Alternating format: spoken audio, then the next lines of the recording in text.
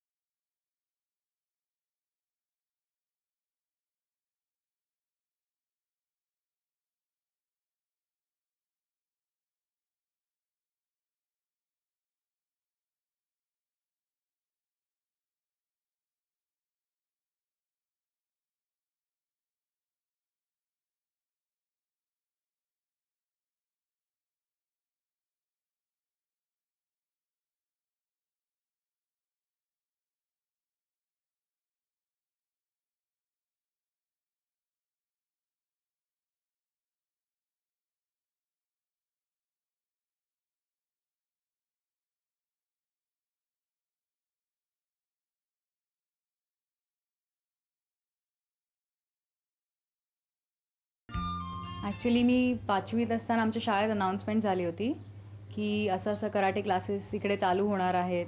आणि मग आमचं सगळ्यांचं डिस्कशन झालं बसून की चला जॉईन करूया आपण सगळ्यांनी. आणि I was the first one. मी तिकडे पहिला फॉर्म मी भरणारी होते. आणि घरी येऊन मी आईबाबांना सांगितलं की मी कराटे वगैरे चालू केलं आहे म्हणून. तर आईबाबा पहिले हसले. आईबाबा म्हणाले की जमणार नाही तुला, कशाला करतेस उगाच. पण मग हळूहळू मी त्याच्यात जेव्हा माझं डेडिकेशन आणि मग सगळ्याला प्रायोरिटीज माझ्या बदलल्या होत्या. तर तेव्हा त्यांना कळलं की नाही ही आता सिरियसली करते. आणि जेव्हा मी जॉईन केलं तर आम्ही 140 जण वगैरे असू. आणि जेव्हा 8 वर्षानंतर आम्ही ब्लॅक बेल्ट झालो तेव्हा आम्ही फक्त 3 मुली राहिलो होतो. मग एवढा पेशन्स आणि एवढं हे अगदी माझ्या सरांनी, आईबाबांनी सगळ्यांच्यामुळे हे सगळं पॉसिबल झालं. आमच्या शाळेत क्लासेस असायचे. गोजू स्कूल ऑफ कराटेडो हे माझ्या शाळेचं नाव आहे, म्हणजे कराटे स्कूलचं. आणि संदीप साळवी आणि हरीश कांचन हे आमचे 2 सर यांनी आम्हाला शिकवलं पहिल्यापासून.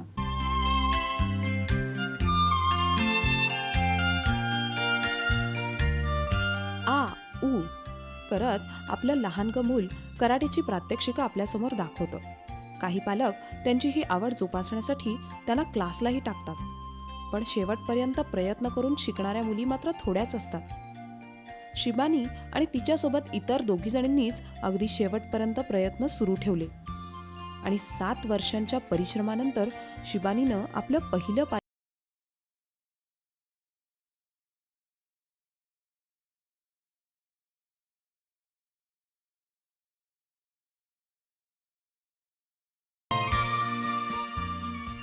पहिलं गोल्ड मेडल मला 7 वर्षांनी मिळालं. म्हणजे मी जॉईन केल्यानंतर 7 वर्षांनी मिळालं. त्याच्यामुळे खूपच आनंद झाला होता. आणि बँगलोरला मी एकमेव महिला हे होते की जिला 2 गोल्ड मेडल मिळाले होते. आणि मग ते पेपरमध्ये माझंच नाव बघितल्यावर मला एवढा आनंद झाला होता. आणि माझे सरसुद्धा एकदम असे सगळ्यांना म्हणजे भयंकर आनंद झाला होता. That's it. पहिले 3-1 वर्ष तुम्हाला स्पर्धांमध्ये पार्टिसिपेट नाही करता येत. मग एकदा तुम्ही कलर बेल्ट झालात कीच मग ते पार्टिसिपेट तुम्हाला करता येतं. आणि ते सुद्धा तुमच्या सरांच्या परमिशननी तुम्हाला तिथे जायला लागतं. आणि तिकडे गेल्यावर पहिल्यांदा जेव्हा मी पहिली फाईट खेळले तेव्हा तो जो एक एक्सपिरियन्स होता तो एवढा वेगळा होता की समोरची मुलगी मी तिला कधीच बघितलेलं नव्हतं. आणि फारच डिफरंट आणि तिच्याकडनं बरंच काही शिकायला मिळालं. म्हणजे एक कराटे आमचं एक छोटंसं एक वर्ल्ड झालं होतं. आणि आम्हाला सगळ्यांना माहिती होतं की कोण कसं करतं किंवा कोणाचे काय मूवमेंट्स असतात. तिकडे गेल्यानंतर रिअलाईज झालं की अरे हे कोणीतरी काहीतरी वेगळं करतं आहे. आणि जसजसे जेवढ्या कॉम्पिटिशनमध्ये पार्टिसिपेट केलं तेवढं जास्त शिकायला मिळालं. आम्ही नॅशनलचा 17 स्टेट्स पार्टिसिपेट केले होते. आणि माझ्या मते इंटरनॅशनल्स फारच सोपे होते नॅशनल्सपेक्षा. कारण नॅशनल्समध्ये एवढे पार्टिसिपेंट्स असतात. आणि आमच्या टीममध्ये आम्ही एक जवळजवळ 11 मुली होतो. आणि बाकी सगळे मुलं होते. प्रत्येकजण आपापले डिफरंट कॅटेगरीजमध्ये फाईट करत होते. आणि नॅशनल्समध्ये बरंच टफ होतं. म्हणजे जे मेघालय वगैरेच्या ज्या मुली असतात त्यांच्या इथे त्यांची वाढ वगैरे पण अशी वेगळीच असते. त्या अशा फार बारीक असतात. आणि आपल्या इथे महाराष्ट्रामध्ये जराशा वेगळ्या हे असतात. तर तिकडे जरा डिफिकल्ट झालं होतं फाईट वगैरे करणं. पण आय कुड मॅनेज तिकडे जिंकायला. आणि इंटरनॅशनलला 5च टीम्स होत्या. म्हणजे त्यात पाकिस्तानच्या मुली वगैरे पण नव्हत्या. त्याच्यामुळे 4 पार्टिसिपंट्स बरोबरच फाईट करायला लागलं. So international was very easy than nationals.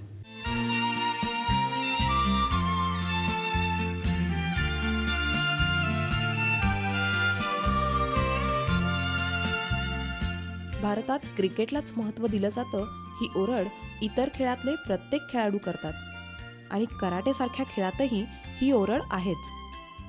त्यामुळेच राष्ट्रीय पातळीवर आणि आंतरराष्ट्रीय पातळीवर चुणूक दाखवूनही शिबानीला सरकारतर्फे काहीही पाठिंबा मिळालेला नाही. पण तरीही कराटे हा तिचा आवडीचा विषय आणि कराटेसारख्या खेळानं तिच्या व्यक्तिमत्वालाही एक विशेष धार आली आहे.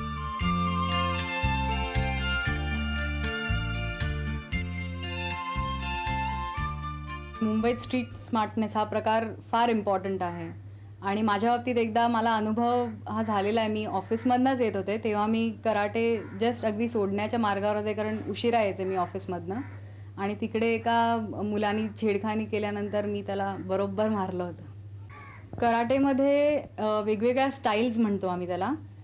पहिली असते गोजू-रिव जी मी केली. त्याच्यानंतर शोतोगान म्हणून असते. त्याच्यानंतर JKA असते म्हणजे जॅपनीज कराटे असोसिएशन. प्रत्येक स्टाईल ही वेगळीच असते. प्रत्येकाचे जे मूवमेंट्स किंवा जे काय असतं ते सगळं वेगळं असतं. फक्त ती नावं सेम असतात. पण सगळ्यांच्या म्हणजे आता जर कॉम्पिटिशनमध्ये गेलात तर मी जे काय करीन ते वेगळं असतं. त्याच्यानंतर सेम नावाचं कोणीतरी काहीतरी केलं ते पण वेगळं असतं. म्हणजे त्याच्यात खूपच प्रकार आहेत. बेसिकली 3 जे बॉम्बेत आहेत ते म्हणजे एक शोतोगान, गोजू-रिव आणि JKA. कराटेसारखा रांगडा खेळ खेळतानाच चित्रकलेसारखा नाजूक विषय हाताळणारी शिबानी आज फॅशन डिझायनर आहे. दोन्ही टोकाच्या भूमिका करणं तिला सहजच जमलं.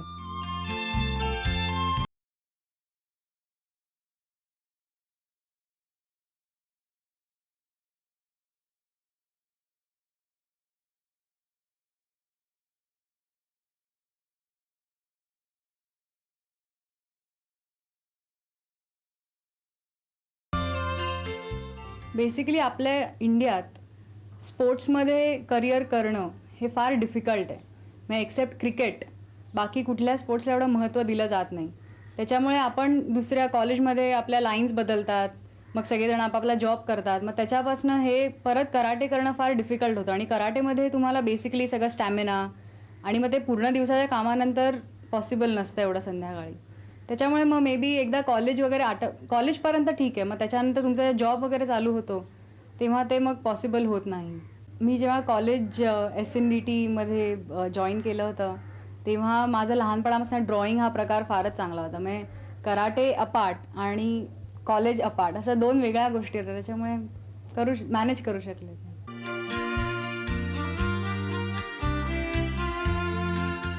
इतर मुलींनीही कराटेचं प्रशिक्षण घ्यावं यासाठी ती आवाहन करते. कारण सेल्फ डिफेन्स म्हणजेच स्वसंरक्षण ही आजची गरज आहे.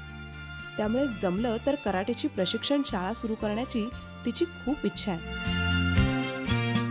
सुंदरामध्ये आपण बघूया चेहऱ्याची निगा आणि तज्ज्ञ आहेत डॉक्टर उर्जिता जैन. ज्ञान, संशोधन आणि अनुभव यातून निघालेले काही उत्तम उपाय डॉक्टर जैन आपल्याला सांगतायत.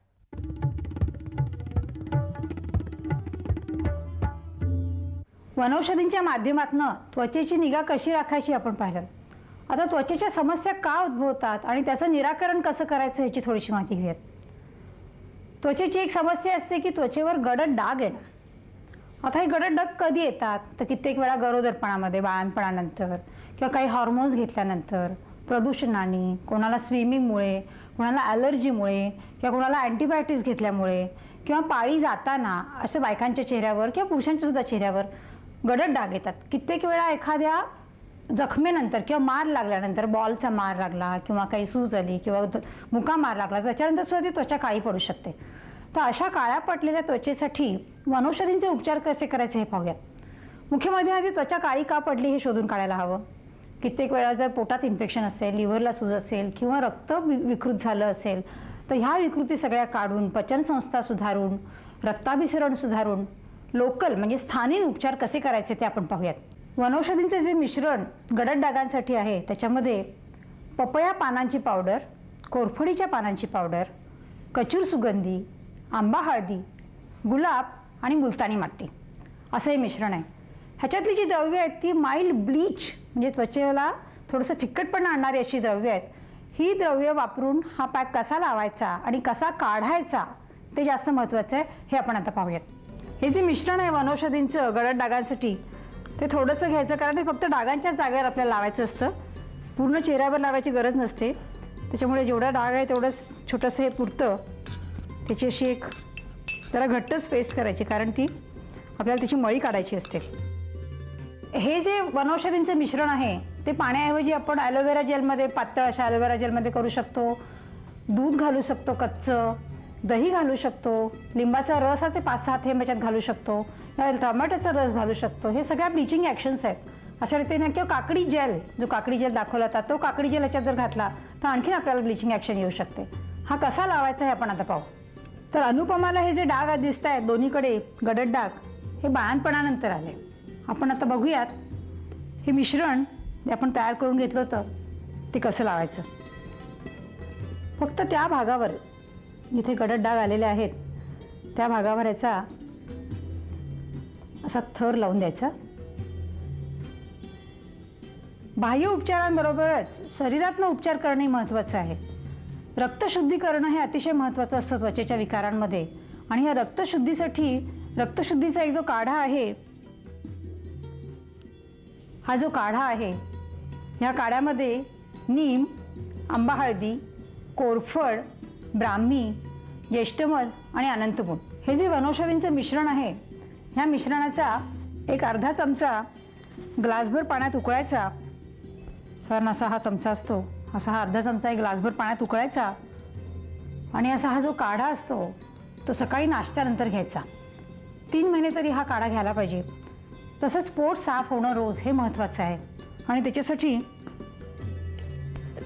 त्रिफळाची पावडर रोज अर्धा ते 1 चमचा रोज रात्री झोपताना गरम पाण्यात मिसळून घेणं अतिशय महत्त्वाचं आहे. त्याचप्रमाणे शरीरात वृक्षता असेल तर आहारातल्या चुका सुधारणं, म्हणजे उष्णतेचे पदार्थ कमी खाणं, पाणी भरपूर पिणं आणि मुख्यतः साजूक तूप खाणं हेही महत्त्वाचं आहे. त्याच्यामुळे वृक्षता कमी होऊ शकते. हे जे मिश्रण आपण आता लावलं वनौषधींचं ते असं वाळल्यानंतर साधारण वाळत आलं की त्याची मळी काढायची. म्हणजे असं घासून घासून घासून हे मिश्रण आपण काढायचं. ह्याच्यामुळे त्वचेच्या वरच्या ज्या पेशी असतात त्यांच्यापासून आपली लवकर सुटका होते आणि लवकर नवीन त्वचा येऊन ती जी काळपट त्वचा असते ती हळूहळू रिप्लेस होत जाते. कित्येक जणांना ह्याच्यामुळे त्वचेवर वृक्षता येऊ शकते. तर अशा वेळी हे झाल्यानंतर ह्याच्यावर ॲलोवेरा जेल लावावा किंवा दुधाची साय किंवा कुठलीही क्रीम जर लावली तर ती वृक्षता आपल्याला येत नाही. असेच गडद डाग पिंपल्सनंतर सुद्धा बऱ्याच जणांना येतात. त्यामुळे पिंपल्सच्याही पेशंट्समध्ये असे गडद डागांसाठी ही ट्रीटमेंट आपण करू शकतो. कित्येक जणांना पायावर, हातावर, पाठीवर असे डाग येतात. काही इंजुरीनंतर किंवा लागल्यानंतर सुद्धा असे काळे डाग येतात. तर हे जर मिश्रण रोज किंवा 1 दिवसाआड लावलं आणि अशी मळी काढली तर 3 महिन्यानंतर बराच फरक दिसतो. कित्येक वेळेला चेहऱ्यावर असे पांढुरके डागसुद्धा येतात, जंत असल्यामुळे येतात. अशा वेळेला नीम तेल, नुसतं 1-2 थेंब नीम तेल घेऊन जर ते चेहऱ्यावर लावलं किंवा कुठे एखाद्या मॉस्किटो बाईटनंतर किंवा काही इंजुरीनंतर असे पांढरट असे डाग येतात फिक्या रंगाचे, त्याच्यासाठी नीम तेल जर चोळून लावलं तर बराच फायदा होऊ शकतो.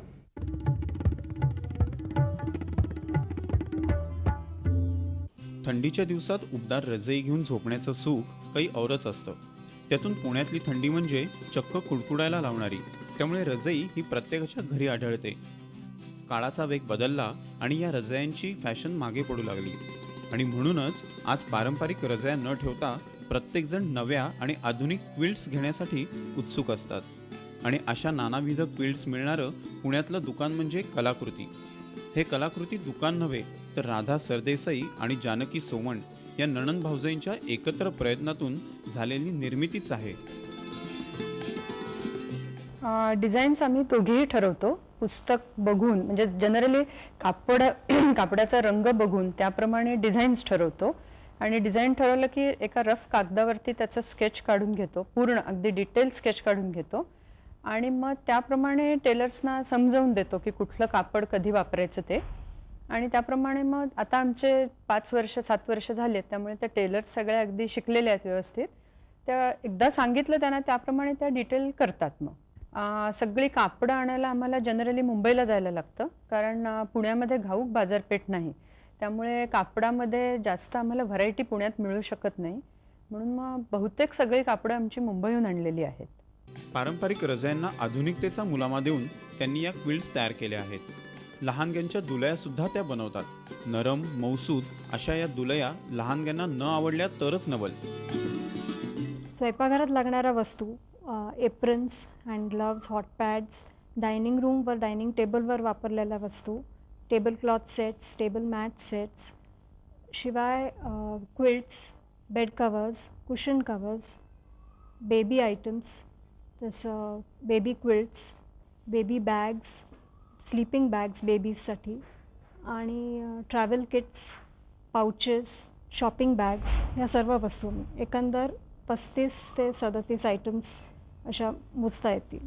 आमच्या वस्तू जे 50 रुपयापासून ते 2,500 रुपयापर्यंत असे असतात. त्यामुळे प्रत्येकाच्या बजेटच्या प्रमाणे वस्तू घेतात आणि लोकांना हाऊसवाईफ्सना जनरली जास्त आवडतात. या व्यतिरिक्त apron, table mat, table cloth अशा गृहोपयोगी वस्तूही त्या बनवतात. इतकंच नव्हे तर त्यांच्याकडे आकर्षक बॅग्सही आहेत. त्यांच्याकडचं एक अनोखं आकर्षण म्हणजे विविध पाउचेस.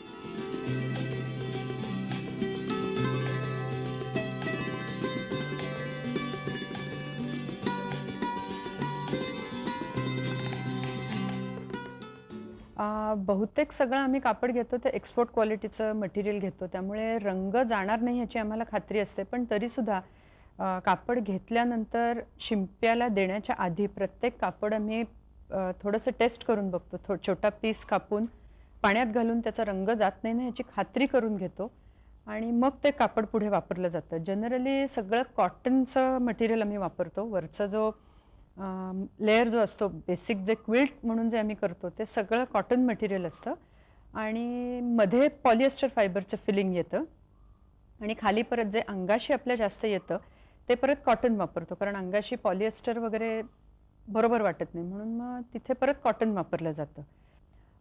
पॉलिएस्टर फायबरचं मधलं फिलिंग जे आहे त्याच्यामुळे ह्या रजाया सगळ्या घरी धुता येतात. मशीन जर मोठं असेल तर मशीनमध्ये सुद्धा घालता येतात किंवा हाताने धुता येतात.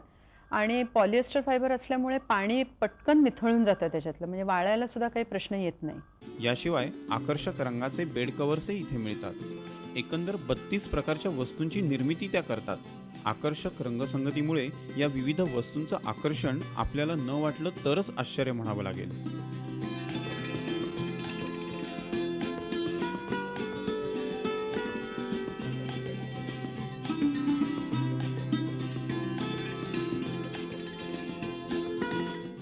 सध्या तरी आमची प्रदर्शनं, आता बरेच वर्ष प्रदर्शनातच भाग घेतो, कारण मुलं लहान असल्यामुळे आम्ही असं दुकान कारण तेवढं फुल टाईम कमिटमेंट अजून केलेलं नाही आहे.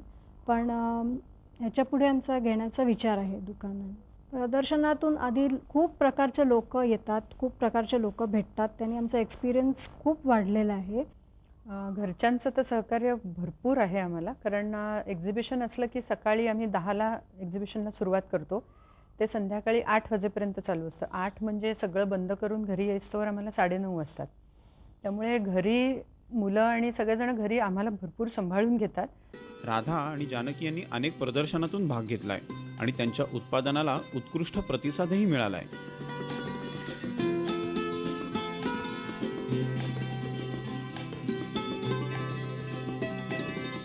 आणि आजचा मानसीचा सल्ला स्वयंपाकघरातल्या फोडणीबाबत. स्वयंपाकामध्ये फोडणीला खूप महत्त्व आहे. फोडणी जळली किंवा कच्ची राहिली तर पदार्थाची चवच बिघडते. मोहरी तडतडली की मगच हिंग किंवा हळद घालावी. उकळत्या भाजीला किंवा आमटीला वरून फोडणी घालताना पातेलं प्रथम विस्तवावरून खाली उतरवावं, वरून फोडणी घालावी आणि मग झाकण ठेवावं. पदार्थाची रुची वाढते. भाजी किंवा आमटीच्या फोडणीत कधी लाल मिरची, कधी कढीपत्ता, कधी लसूण, तर कधी उडद डाळ आणि मेथी घालावी. ह्यामुळे भाजीला आणि आमटीला दरवेळी थोडी वेगळी चव येते.